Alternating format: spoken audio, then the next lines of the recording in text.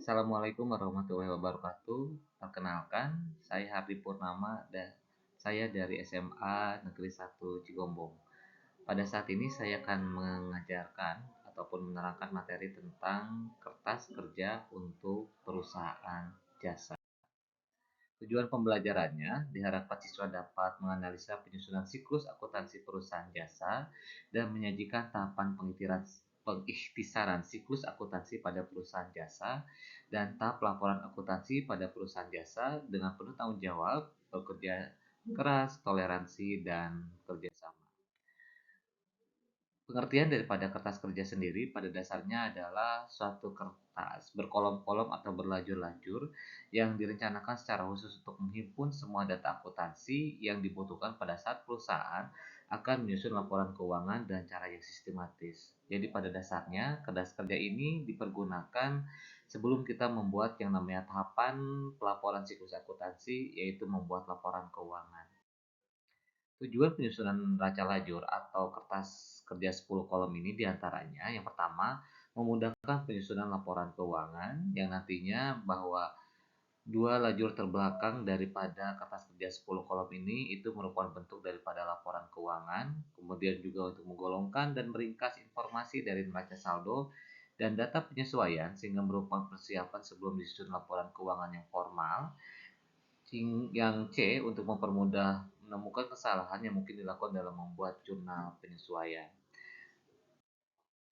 Kertas kerja sendiri bentuknya ada beberapa kolom. Yang pertama ada kertas kerja 8 kolom, di mana yang pertama pastinya adalah nomor, yang kedua rekening ataupun nama akun, yang ketiga neraca saldo. Data neraca saldo diperoleh dari laporan yang sebelumnya, yaitu berbicara tentang yang namanya buku besar dan neraca saldo.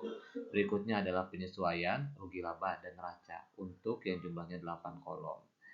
Yang berikutnya adalah untuk kertas kerja 10 kolom. Kertas kerja 10 kolom ini yang biasa dipergunakan. Di dalamnya ada nama, rekening, nomor, neraca saldo, penyesuaian, neraca sisa disesuaikan, rugi laba, dan neraca. Berikutnya berbicara pula tentang yang namanya kertas kerja 12 kolom. Untuk kertas kerja 12 kolom ini ditambahkan untuk kolom modal. Banyaknya yang dipergunakan dalam mengerjakan kertas kerja adalah kertas kerja 10 kolom, di mana kolom modal masuk ke dalam bagian daripada neraca. Apa saja sih yang masuk ke dalam kertas kerja, baik itu harta, utang, modal, pendapatan, dan beban? Yang pertama berbicara tentang yang namanya harta. Tadi saya bilang kalau bahwa dua kolom terakhir daripada kertas kerja 10 kolom itu adalah kolom rugi laba dan neraca yang nantinya akan dipergunakan dalam membuat laporan keuangan di siklus akuntansi perusahaan jasa. Adapun untuk yang namanya harta ataupun misalkan utang dan modal, itu pada dasarnya di dua kolom terakhir dia akan masuk ke dalam neraca. Sedangkan untuk pendapatan dan beban itu akan masuk ke dalam kolom rugi laba. Untuk kertas kerja itu sendiri biasanya di dalam kertas kerja 10 kolom yang tadi yang saya bilang bahwa yang namanya modal itu masuk ke dalam kolom neraca. Di sini dijelaskan misalkan kalau untuk harta, jika harta sama dengan 100, kemudian utang 50 di kredit, kemudian juga modal 50 juga di kredit, pendapatan kemudian adanya di kredit juga dan beban adanya di debit sebesar 150. Pengisian untuk kolom jurnal penyesuaian pada dasarnya datanya diambil daripada transaksi-transaksi yang memang baru dicatatkan ketika akhir periode akuntansi.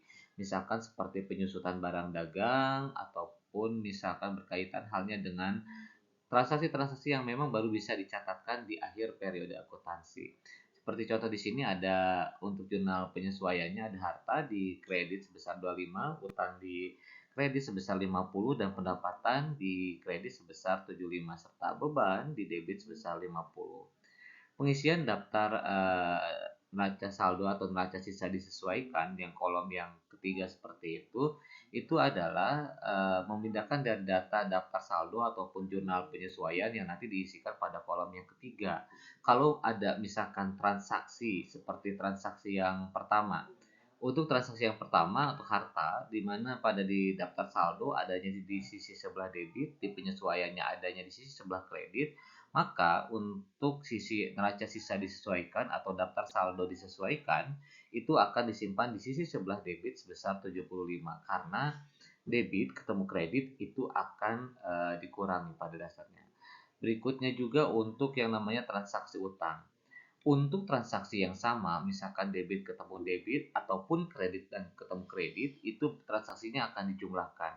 Seperti transaksi utang di sini bahwa utang adanya 50 di kredit, di daftar saldo di jurnal penyesuaiannya 50 sehingga di daftar saldo disesuaikannya akan ada di kredit sebesar 100. Berikutnya untuk modal, karena modal di jurnal penyesuaiannya tidak ada, jadi modal cukup dipindahkan saja. Untuk yang namanya pendapatan, pendapatan karena di situ posisinya adanya di daftar saldo ada di sisi sebelah kredit, kemudian juga di jurnal penyesuaiannya ada di sisi sebelah kredit, maka tinggal dijumlahkan saja. Untuk beban sendiri di daftar saldo ada 150 di sisi sebelah debit dan di jurnal penyesuaian ada di sisi sebelah debit juga, maka beban akan dijumlahkan. Untuk pengisian rugi laba seperti itu, pada dasarnya adalah pengisian rugi laba dan neraca adalah memindahkan angka-angka hasil dari transaksi yang ada di daftar saldo disesuaikan. Sebagai contoh, misalkan tadi saya bilang kalau misalkan harta, utang, dan modal itu pasti angkanya akan berpindah ke sisi sebelah neraca. Kemudian juga untuk pendapatan akan berpindahnya ke sisi sebelah rugi laba, menyesuaikan sisi sebelah kredit akan ada di kredit, demikian hanya sisi sebelah debit akan ada di sisi sebelah debit seperti itu. Yang lainnya tidak perlu diisikan, cukup hanya di kasih strip saja.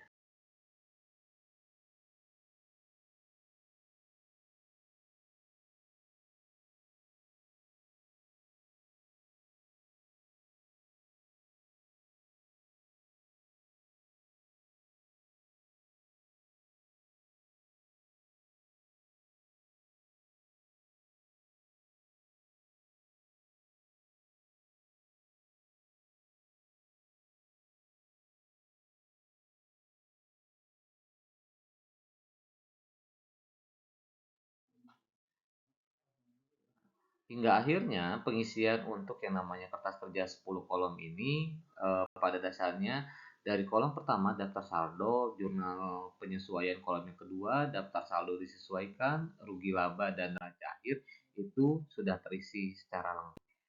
Sehingga akhirnya untuk membuat yang namanya laporan keuangan itu berpatokan ke kolom terakhir daripada kertas kerja 10 kolom, yaitu kolom rugi laba dan neraca.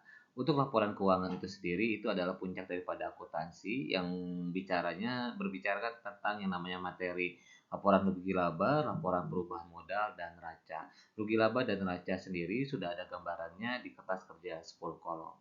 Demikian penjelasan materi tentang kertas kerja 10 kolom. Terima kasih. Assalamualaikum warahmatullahi wabarakatuh.